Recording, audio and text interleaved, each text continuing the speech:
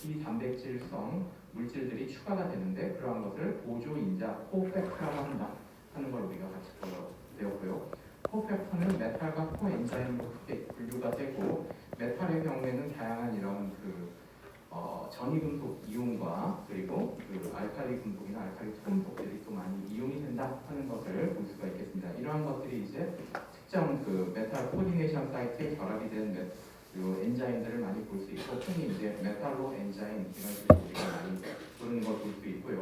실제 우리가 유기화학 반응에서도 유기물만으로는 반응하기 어려운 그런 반응을 메탈 촉매를 이용을 함으로써 전혀 새로운 반응 경로로 이렇게 진행할 수 있도록 만드는 것을 볼 수 있는데 마찬가지로 생화학 반응에서도 이러한 메탈들이 특수한 목적으로 사용이 되면서 그 생화학 반응을 잘 진행되도록 할 수 있도록 매개하는 역할을 한다.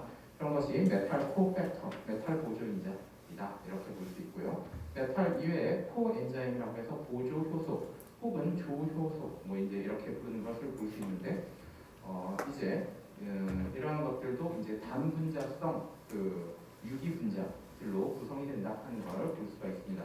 그리고 여기는 아미노산으로 구성이 되었다기보다는 다양한 작용기를 갖는 핵산도 있고 그 외에 우리가 잘 알고 있는 비타민 성분들이 여기 많이 들어가 있다 하는 것들을 볼 수 있습니다. 특히 비타민 B군의 경우 우리가 이제 다양한 대사 과정을 진행하는 데 있어서 생화학적 대사 반응을 매개하는 중요한 분자로서 이러한 것들이 이제 많이 사용이 된다 하는 걸 볼 수 있습니다. 그리고 이러한 보조 효소는 우리가 조금 더 엄밀히 구분을 하자면 프로스테릭 그룹과 프로서스트레이트 이렇게 구분을 하는 걸 볼 수 있는데 프로스테릭 그룹이라고 하는 것 우리가 고결 원자단 혹은 고결 분자단 이런 식으로 부르는데 이것은 이제 엔자임 단백질 자체에 강하게 코엔자임이 결합이 되어서 떨어지지 않는 경우 이런 경우 우리가 고결 원자단 혹은 분자단 이렇게 부르는 걸 볼 수가 있고요. 반면에 프로스테릭 그룹과는 구별되게 마치 다른 또 하나의 기질처럼 결합이 되었다 떨어졌다 하는 이런 보조 효소들이 또 있습니다. 그런 것들은 고결 원자단에 비해서 코서브스트레이트 보조 기질이라고 보통 부르는데 그 보조 기질 대신 보통 보조 효소 조효소라는 말로 보통 많이 이렇게 혼동해서 사용이 되기도 합니다. 그렇기 때문에 여러분들이 이렇게 보시기 바라겠고요. 이런 측면에서 몇 가지 물질의 사례를 우리가 한번 같이 보도록 하겠습니다.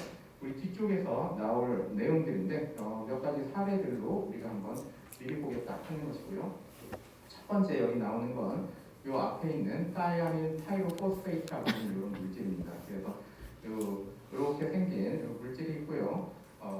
이 다이아민은 요 아래쪽에 있는 이런 구조로 생겨 있는 것이고요. 우리가 이제 흔히 비타민 B1이다라고 하는 물질이 이런 물질이 되겠습니다. 그래서 비타민 B군은 보통은 이제 다양한 대사 과정을 매개하는 분자로 사용이 되는데 이렇게 보면 헤테로 아톰들이 많습니다. 그래서 탄소, 수소 이외에 질소나 산소, 여기는 황도 있고 이러한 것들이 많이 결합되어 있는 물질이 보통 많이 보이고 그렇기 때문에 이런 헤테로 아톰들이 있으면 보통 물과의 상호작용이 잘 되어서 물에 잘 녹는 물질이라고 우리가 알고 있죠. 그래서 비타민 B군은 우리가 잘 알고 있는 수용성 비타민이다. 우리가 이렇게 생각을 할 수 있고 이 부분에 이제 추가적으로 이 알코올이 있는 하이드록실 부분이 포스페이시 2개 붙어 있는 것.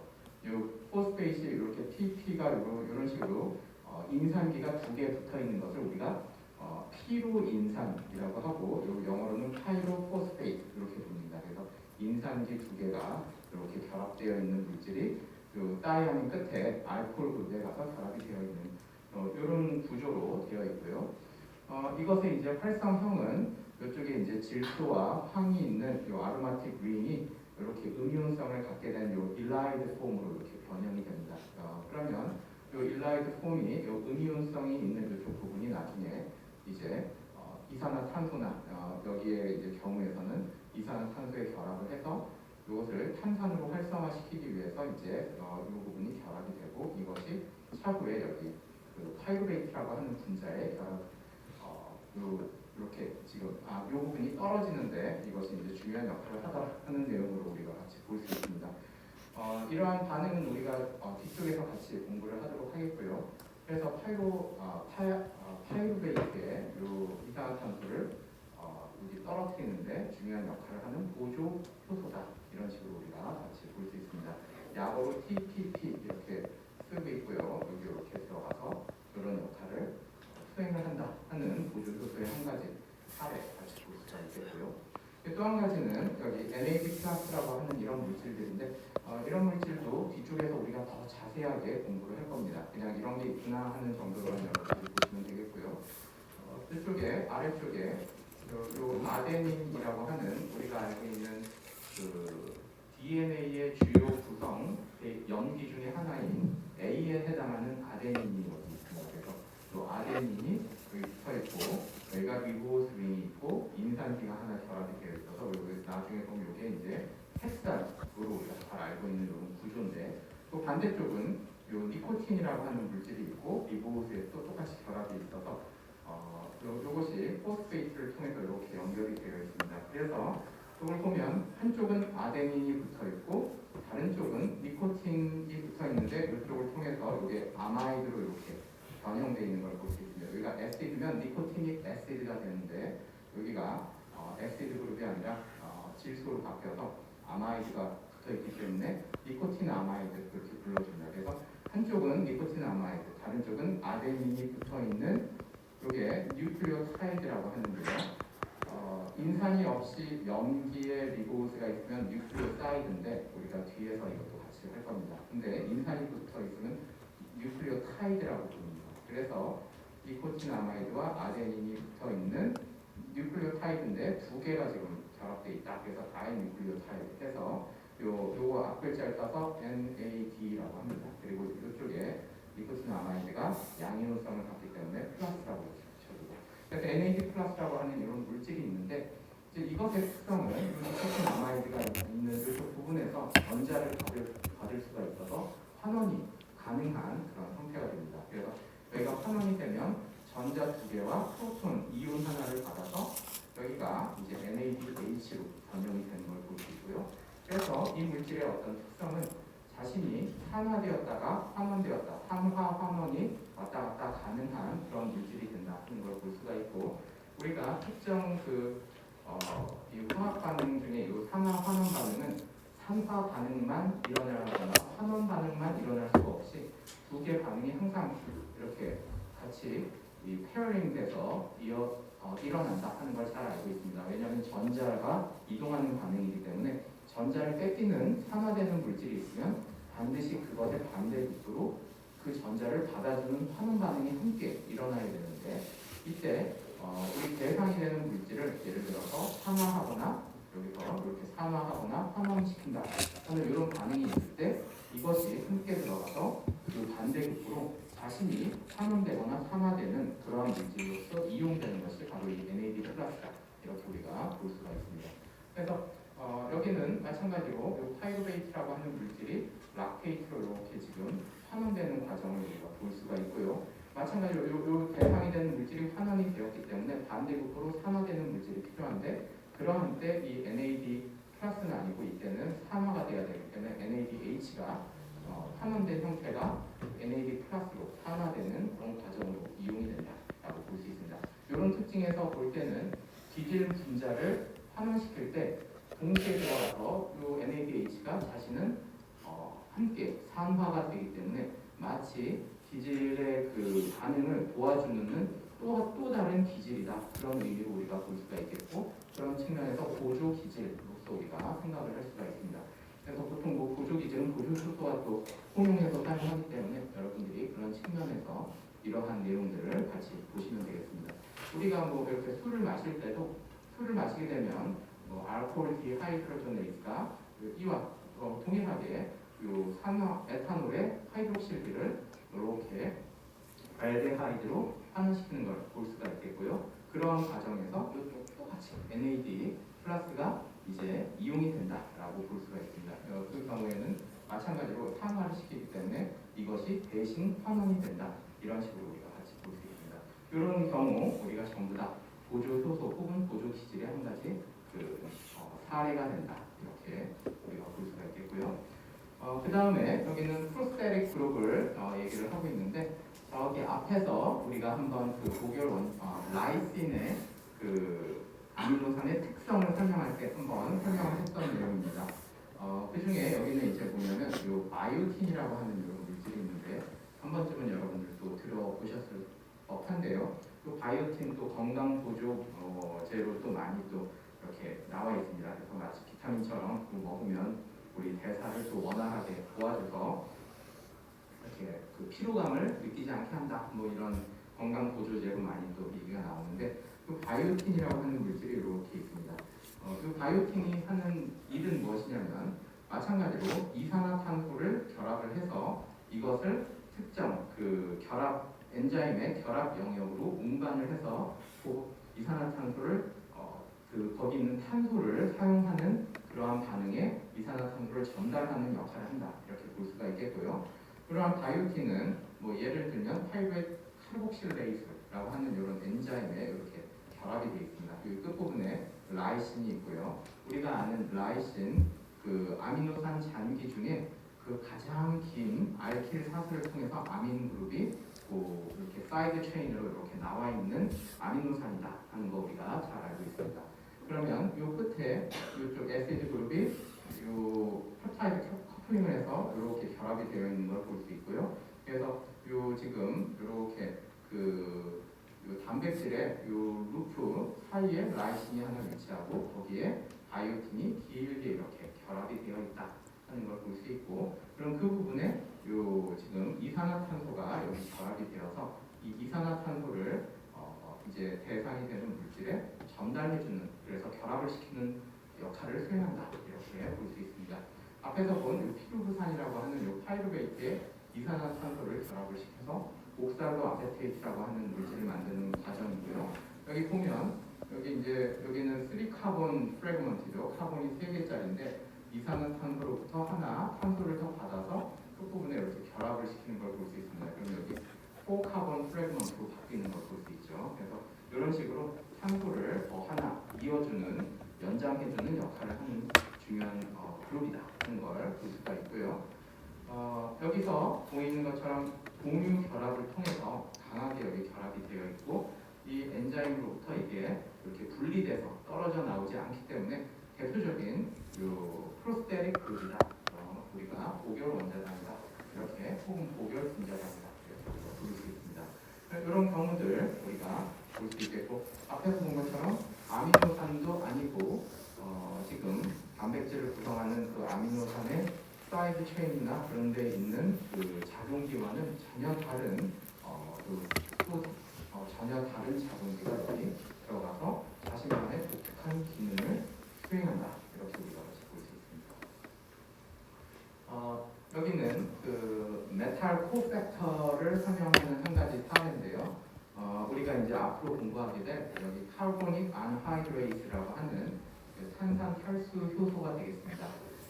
이것의 역할은 우리가 앞에서 본 것처럼 이산화탄소를 받아서 이것을 물에 녹여서 산산으로 만들어주는 그러한 작용을 진행한다 하는 것이고요. 우리 체내에 많이 존재하면서 굉장히 빠른 반응을 더 빠르게 내게 해준다라고 볼 수가 있겠고요. 그러면 지금 엔자임의 액티브 사이트라고 하는 기질이 결합하는 가장 중요한 영역이 있는데, 그 영역을 보면 여기 징크, 메탈, 양이온이 지금 아연이죠. 아연, 이가 양이온이 결합되어 있는 걸 볼 수 있습니다. 그래서 여기 히스티딘, 우리가 잘 알고 있는 설퍼 하이드릴 그룹, 이미다솔 링을 가지고 있는 아미노산 3개를 통해서 징크가 이렇게 결합이 되어 있는 걸 볼 수 있고요. 여기 이미다솔 오각 링이 이렇게 있는 게 보입니다. 여기에 끝부분에 징크가 이렇게 3개에 걸쳐서 대위 결합을 하고 있는 걸 볼 수가 있겠고요. 네 번째 결합 사이트가 비어 있더라, 이렇게 우리가 볼 수 있습니다. 그러면 이 비어 있는 이쪽 부분에 와서 물 분자가 이쪽에 네 번째 대위 결합을 하는 걸 볼 수 있고요. 아주 재밌는 건 이 징크도 이제 이 저런 리간드가 결합하면 전자를 자기 쪽으로 끌어당기는 그런 특성이 있기 때문에 탄소의 전자가 일정 부분 징크 쪽으로 이동이 되고 그 결과 산소와 수소 사이, 물 분자에 있는 산소와 수소 사이의 결합성이 매우 약하게 됩니다. 다시 말하자면 여기 있는 프로톤의 애시디티가 증가한다라고 볼 수 있고요. 그럼 이 프로톤이 떨어져 내려와서 하이드록실로 이것이 쉽게 이렇게 더 활성화가 된다라고 볼 수 있고 그런 다음에는 이 액티브 사이트의 이 주변 영역을 보면 이 주변이 이산화탄소가 결합하기 좋은 결합 포켓을 가지고 있다라고 얘기를 하고 있습니다. 여기 보시면 조금 더 이 구조를 보면 여기 초록색으로 나타나 있는 부분이 소수성 환경이 되겠고요. 여기 본색 남색이죠. 짙은 남색으로 되어 있는 부분이 일종의 이제 친수성, 그 징크가 결합되어 있는 친수성 환경이다 이렇게 볼 수가 있어서 이산화탄소는 우리가 알고 있는 대표적인 비극성 분자입니다. 그래서 극성이 없어서 물에 녹이려면 물과의 상호작용이 매우 약한데 그 안에 탄산 탈수 요소가 있으면 이산화탄소가 이렇게 확산돼 들어와서 그 안에 있는 소수성 결합 영역에 이것이 아주 안정되게 가서 결합이 됩니다. 그러면 징크와 요 결합되어 있는 요 하이드록실 사이에 요것이 이제 와서 그 옆에 이웃해서 이산화탄소가 들어가게 되고 그러면 활성화되어 있던 하이드록실의 요 탄소의 음이온이 바로 뉴클리오필릭 어택을 해서 이산화탄소를 이렇게 지금 결합을 하는 걸 볼 수 있고요.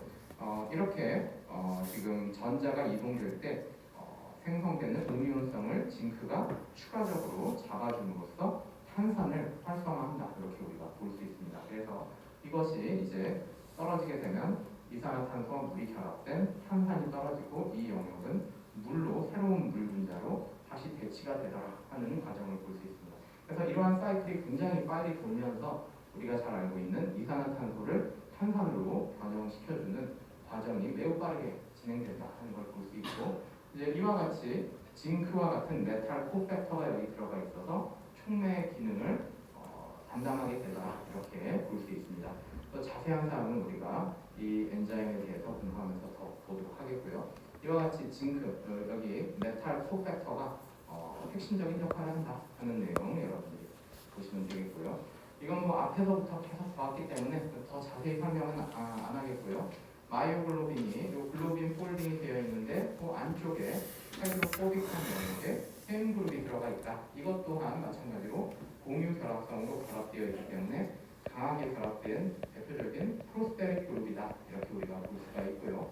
그 안쪽엔 철 이온이 지금 이렇게 결합을 하고 있어서 여기에 산소가 결합해서 산소를 이동시킬 수 있는 대표적인 물질이고 우리가 잘 알고 있는 아미노산 성분이 아닌 그 이외의 화학적 작용기가 이러한 코팩터를 통해서 부여가 된다.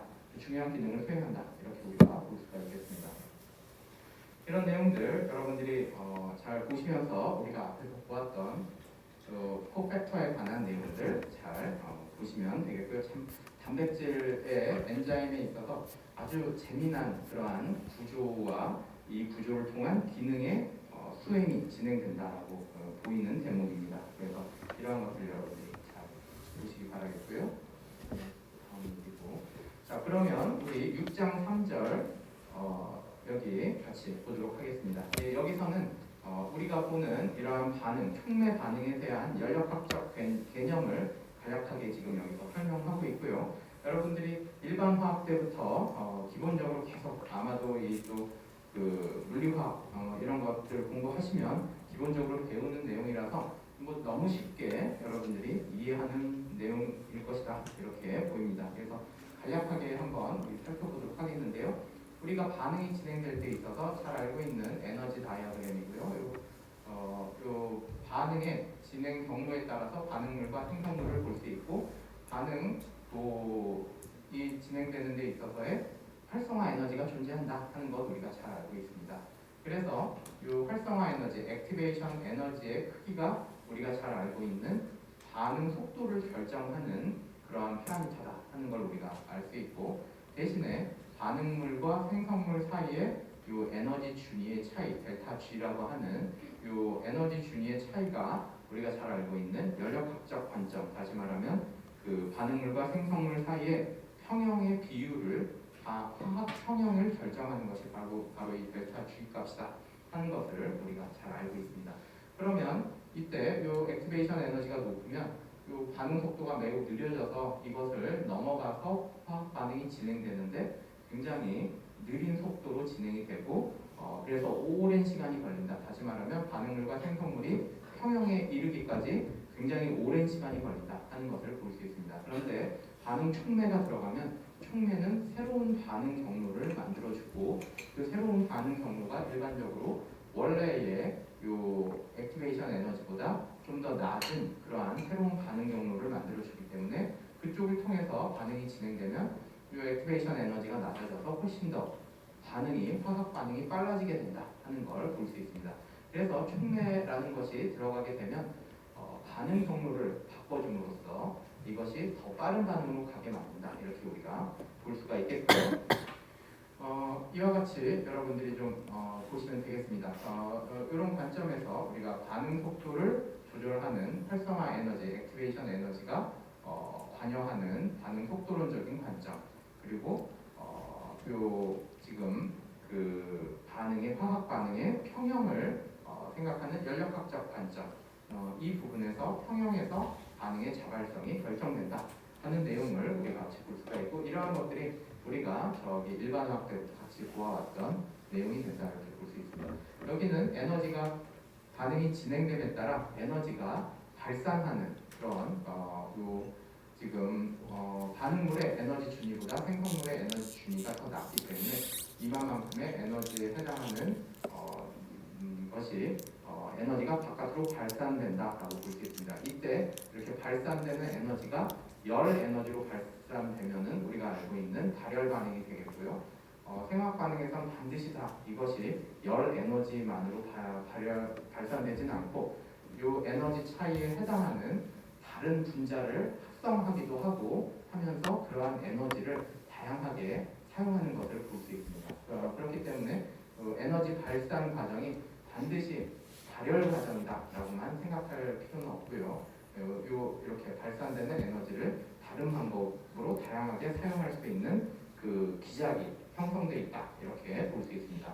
마찬가지로 여기 이렇게 이제 생성물의 에너지가 더 높은 경우 우리가 에너지 흡수 과정이다 이렇게 볼 수 있고, 이제 이런 경우는 이때 흡수하는 에너지가 열의 형태로 흡수가 된다면 우리가 흡열 반응 그렇게 얘기를 하죠. 그런데 또 반드시 이 에너지가 높다고 해서 이 에너지를 열의 형태로만 흡수하는 건 아니라 또 다른 물질을 분해하면서 나오는 그 에너지를 흡수해서 사용하기도 하기 때문에 그냥 일단은 에너지 흡수 반응이다 이런 식으로 우리가 생각을 할 수가 있겠습니다.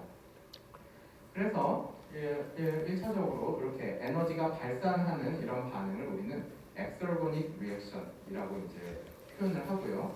exergonic reaction 중에 그러니까 감소 반응이라고 여기 표현을 했는데 생성물이 이 반응물보다 에너지가 낮아서 에너지의 상태가 감소하는 그런 반응이다라는 의미로 생각을 하면 되겠고요. 그러면 이것이 이제 프로덕트 에너지가 감소하는 반응이다 하는 쪽으로 볼 수 있고, 이때 이 지금 에너지를 예를 들어서 아까 얘기한 것처럼 열 에너지의 형태로 갖게 되면 흡열 반응이 된다. 근데 반대로 이것이 이제 발열 반응이 된다 하는 걸 볼 수가 있고, 그런데 그것이 꼭 열의 형태가 아니라 다양한 형태의 에너지로 발산할 수가 있다 하는 것을 볼 수 있겠습니다. 거꾸로 반대로 이렇게 에너지가 흡수되는 반응은 프로덕트의 에너지가 증가했기 때문에 증가 반응, 엔더고닉 리액션 이런 식으로 볼 수 있습니다. 그래서 우리가 발열 반응, 흡열 반응에 대한 조금 더 큰 그 일반화된 형태의 어떤 반응 명칭을 우리가 이렇게 생각할 수 있다 하는 형태로 여러분들이 보시면 되겠고요. 이제 이러한 것이 이제 기본적으로 우리 교재의 내용에 쭉 설명이 됩니다. 여기 약간 연력학적인 관점들이 많이 있어서 여러분들이 이 교재 읽어보시면서 우리가 앞에서 공부했던 내용들을 차분히 다시 한번 복습하는 개념으로 보시면 되겠습니다. 그 외에는 우리가 생각하는 우리 화학 반응에 있어서의 몇 가지 이제 중요한 이 연력학적 그 모델을 우리가 같이 보도록 하겠는데요. 우리가 반응물과 생성물이 이렇게 진행이 될 때 많은 경우에 이 반응이 요 평형 관계를 유지하면서 나타납니다. 그래서 우리가 잘 알고 있듯이 이 표준 상태에서의 요 평형을 설명하는 대표적인 그 에너지, 우리 깁스 에너지를 표현을 하죠. 그래서 깁스 프리 에너지를 우리가 델타 G 낫으로 이렇게 표현을 할 수가 있고, 그리고 평형에 도달할 때 그때 이 반응물과 생성물의 그 비율에 따라서 이 지금 식이 결정된다 하는 것도 우리가 잘 알고 있습니다. 그래서 예를 들어서 반응물과 생성물이 현재 평형에 도달한다라고 하면 평형에 도달하게 되면 델타 G 값이 0이 되기 때문에 요거 이항에서 표현하면 우리가 델타 G not equal 마이너스 RTR은 K라는 우리가 잘 알고 있는 식으로 이렇게 표현할 수 있다 하는 것들 여러분들이 한 번쯤은 다 보았기 때문에 또 간단하게 이렇게 보시기 바라겠고요. 중요한 것은 특정 반응이 있을 때 그 온도와 그 pH 조건에서는 델타 G not과 K는 반드시 상수가 되고 서로 간에 이러한 코릴레이션이 있다 하는 것을 우리가 알 수 있습니다. 그래서 우리가 뒤쪽에서 대사 반응을 우리가 공부할 때도 그 대사 반응에 대한 델타 G not 값이 반드시 여기 나타나게 됩니다. 그러면 이 반응이 정반응이 더 우세하게 가는 것인지 역반응이 더 우세하게 가는 것인지 델타 G not을 가지고 우리가 판단할 수 있고요. 예를 들면 이렇게 정반응이 우세하게 가는 반응이라 할지라도 반응물과 생성물의 비율 차이에 따라서 거꾸로 역반응이 더 자발적으로 가게 될 수도 있다 하는 것도 우리가 잘 알고 있습니다. 그래서 예를 들어 여기서 지금 에너지 중위 차이에 따라서 이 지금 반응물이 1이 있고 생성물이 100이 되는 이러한 비율에서 평형이 결정된다라고 할 때 그러면 반응물이 1과 100 이렇게 반응물과 생성물이 남아 있으면 이 지금 여기가 1대 100이 되면서 델타 G not이 마이너스 값이 되어서 전체적으로 델타 G가 제로가 될 겁니다. 그래서 평형에 도달했으면 그렇게 된다라고 볼 수 있는데 반대로 프로덕트가 100이 아니라 지금 현재 1000 이렇게 더 많이 있다. 그러면 프로덕트가 너무 다량으로 있으면 거꾸로 이제 평형에 따라서 역반응이 진행될 수도 있다 하는 걸 볼 수 있습니다. 그래서 이러한 그 반응이 생화학적 대사 과정에서는 굉장히 지금 극명하게 이 스위치가 온오프되는 형태로 나타난다라고 볼 수 있습니다. 그래서 어떤 경우에는 정반응이 진행되지만 우리 예를 들면 세포 내부의 어떤 그 환경에 따라서 특징적으로 역반응이 진행되는 경우도 있고 이런 것이 다양한 미세 컨트롤에 의해서 역반응, 정반응이 다양하게 나타날 수 있는 경우가 생긴다 하는 것을 우리가 볼 수가 있겠고요. 일단은 그러한 과정이 이제 우리가 잘 알고 있는 이런 연력 합척 텀으로 나타난다 하는 걸 볼 수 있습니다. 그래서 그러한 것을 나타내는 그래프 우리가 잘 알고 있는 Q와 K, Q는 반응 지수가 되겠고요. 반응 지수와 K 사이의 상관관계를 우리가 이렇게 잘 알고 있습니다. 그래서 반응 지수는 현재에 있어서의 요 생성물과 반응물의 그 비율을 통해서 반응 지수가 나타나고 그 K는 그 반응에 있어서의 그 평형상수로 우리가 잘 알고 있죠. 그렇기 때문에 예를 들어서 프로덕트가 더 과량으로 있다. 그럼 Q 값이 K보다 더 커지기 때문에 이 오른쪽에 가 있는 상황이 되고 이러한 경우는 역반응이 쭉 진행이 되면서 전체의 델타 G 값이 제로가 될 때까지 반응이 계속 진행될 것이다. 역반응이 계속 진행될 것이다. 이러한 내용을 우리가 알 수가 있습니다. 그래서 여러분들이 델타 G, 델타 G 이런 그 상관관계를 잘 보시기 바라겠고요. 뒤쪽에서도 생화학적 대사 과정을 설명하는데 매우 중요한 파라미터로 사용이 된다 하는 것을 보시면 되겠습니다. 보통 이렇게 동그라미 있는 요 델타 G, 요 표준 상태를 표현하는데 이 생화학에서는 요 프라임을 더 추가하는 경우를 많이 볼 수 있습니다. 요 프라임은 이제 pH 7 중성 조건을 얘기를 합니다. 그래서 일반적으로 이제 우리는 물에서 진행되는 반응을 생각하기 때문에 물이라는 용매를 생각할 때 pH는 매우 중요한 조건이 된다라고 앞에서 얘기를 했고요.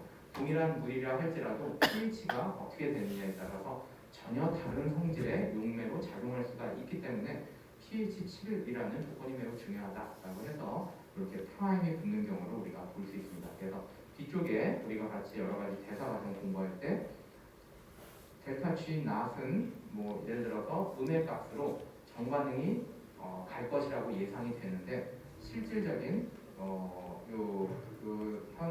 이 세포 내부에서의 상황을 보면 거의 평형에 가깝고 막 이렇게 변형되는 경우가 있습니다. 그래서 이러한 것들을 여러분들이 참조해서 보시기 바라겠습니다. 자, 그러면 연력학적 단점 간략하게 우리가 이렇게 볼 수가 있고요. 25도씨에서의 요 평형 상수와 델타 G 사이의 상관관계를 우리가 간략하게 이렇게 표현할 수 있다. 나머지 부분, 요 RT에 해당하는 부분이 상수로 이렇게 환산될 수 있기 때문에 이러한 것을 관찰할 수 있다 하는 내용이고요. 이것을 바탕으로 우리가 델타 G와 K 사이의 그 비율을 우리가 이렇게 생각할 수 있습니다. 그래서 우리 교재에 있는 도표가 되겠고요. 보통은 델타 G 값이 이렇게 변형됨에 따라 그 반응에 해당하는 반응의 평형상수가 이렇게 10의 이 급수로 이렇게 변화가 된다 하는 것을 볼 수 있습니다. 그래서 여기는 이제 델타 G not prime 요것의 변화에 따른 요 지금 평형상수의 변화 상관관계를 이렇게 나타낸 것을 볼 수가 있겠고요. 일반적으로 우리 생화학적 표현에서는 킬로줄보다는 킬로칼로리의 표현을 더 많이 사용합니다. 줄이 조금 칼로리보다 더 이렇게 수치가 높아지죠. 칼로리가 더 큰 그런 단위로 나타나기 때문에 요 칼로리가로 표현이 되면 요 수치가 좀 이렇게 작아지는 걸 볼 수가 있는데요. 그래서 조금 더 보기가 편하고 또 중요한 수치의 경우에는 특정 칼로리에 대한 내용을 우리가 수치를 좀 기억하고 있으면 도움될 때가 또 여러 있습니다. 그래서 여러분들이 킬로칼로리 퍼 몰의 단위로 이런 것들을 한번 보시면 좋겠다 하는 것이고요. 그래서 우리가 이제 뒤에서 같이 공부를 할 텐데 델타 G not 이 지금 변화에 따라서 평형상수가 이렇게 달라지기 때문에 차후에 보면 이제 일반적인 반응은 요 표준 상태에서 일어나지 않고 반응물과 생성물의 비율이 달라진 요 델타 G를 통해서 우리가 이제 보게 되기 때문에 요 반응물과 생성물 사이의 비율을 변화시킴으로써 특정 반응으로서의 추진력을 더 크게 만들 수 있다 하는 걸 볼 수가 있고 그러한 상황이 여러 나타나게 됩니다. 그래서 그러한 측면에서 여러분들이 이러한 그 평형상수와 이 프리에너지 사이의 관계를 보시기 바라겠습니다. 보통은 이 생화학 반응에서 많이 나타나는 경우인데요. 연력학적으로 이 지금 추진되지 않는 그러니까 불리한 반응을 다른 반응과 짝지음으로써 그 반응을 가능할 수 있도록 추진할 수 있다 이런 그 개념들이 많이 나오게 됩니다. 예를 들어서 뭐 첫 번째 반응 A가 이제 B와 C로 분해되는 뭐 이런 반응이다라고 할 때 이때에 수리 에너지를 봤더니 양의 값이 나타나더라 하는 것은 이것은 정반응이 불리하다라는 뜻입니다. 전체적인 반응의 평형이 A라는 반응물 쪽으로 치우쳐져 있어서 가만히 두면 전부 다 평형이 A 쪽으로 이제 가 있다 하는 것을 볼 수 있고요. 근데 생화학적으로 이 반응을 반드시 보내야만 한다라고 하면 그런 경우에 뭐 예를 들어서 요 B를 소모하는 그런 반응을 이렇게 또 짝지을 수가 있습니다. 그럼 B가 D라는 물질로 변형되는 반응을 이제 이렇게 우리가 생각을 할 수 있고 이러한 반응이 동시에 추진이 된다라고 하면 예를 들어서 요 B가 D로 변형되는 반응은 요 델타 G 값이 음의 값을 가져서 이게 매우 쉽게 생성물로 변형될 수 있다 하면 이 두 반응을 짝지었을 경우 이것을 합치게 되면 B를 소모시킴으로써 A가 이렇게 C와 그리고 D로 이렇게 가는 이 반응을 이제 강하게 추진할 수 있는 그런 추진력이 생긴다 하는 것을 볼 수가 있겠고요. 그랬을 때 전체 반응을 합해봤을 때 마이너스 값으로 나오게 되면 이 두 번째 반응을 강하게 추진시킴으로써 첫 번째 화학 평형상으로 잘 가지 않는 첫 번째 반응을 반응이 진행되도록 만들 수 있다. 이렇게 볼 수가 있겠습니다. 그래서 이런 경우의 반응들을 우리가 쉽게 볼 수 있고요.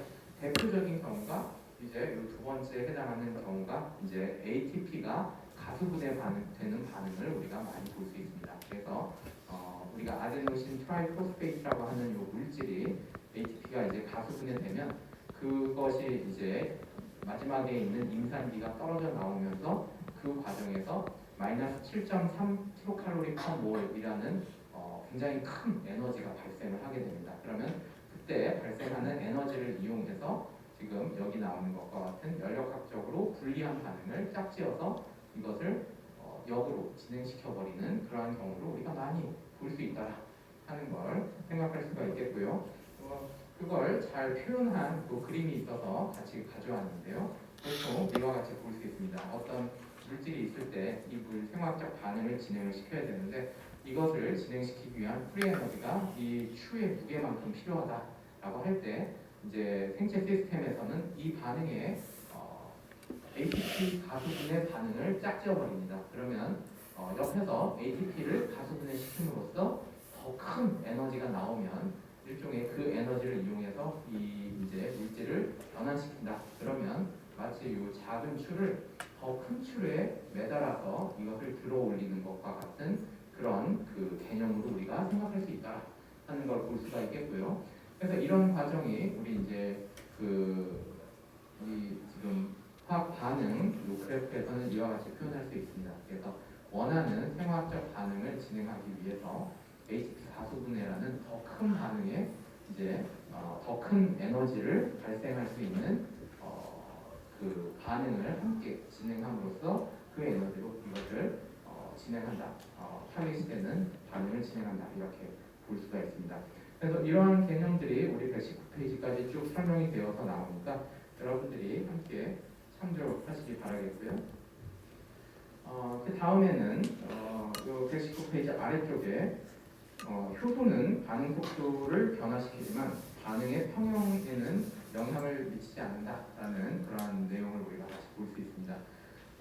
이제 우리가 예를 들어서 우리 교재에 있는 이 그래프가 x축이 반응 시간이고 y축이 프로덕트입니다. 그래서 반응이 쭉 진행이 되는데 우리가 이 반응 속도, 촉매를 넣어서 반응 속도가 빨라진다고 해서 평형을 바꿀 수는 없게 됩니다. 그럼 이제 어떻게 되느냐?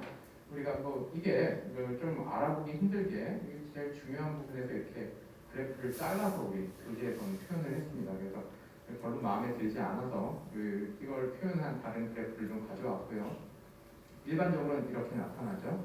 그래서 이 반응 속도의 시간에 따른 프로덕트 생성량을 볼 때 촉매가 있을 때와 없을 때를 지금 얘기를 하고 있고요.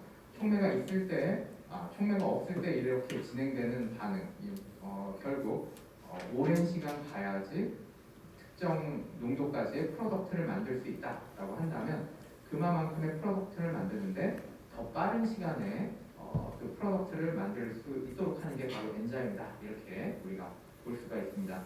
그런데 여기 보면 결국 최종 생성물의 양은 동일하다 하는 것을 봤을 때 결국 이 지금 반응이 평형에 도달하면 아무리 촉매를 많이 넣어도 더 이상의 프로덕트를 만들 수가 없게 됩니다. 우리가 평형이라는 게 반응물과 생성물의 비율을 통해서 평형이 결정되기 때문에 이미 그 평형에 도달했을 때는 아무리 우리가 촉매를 더 넣는다고 프로덕트를 더 만들 수는 없고요.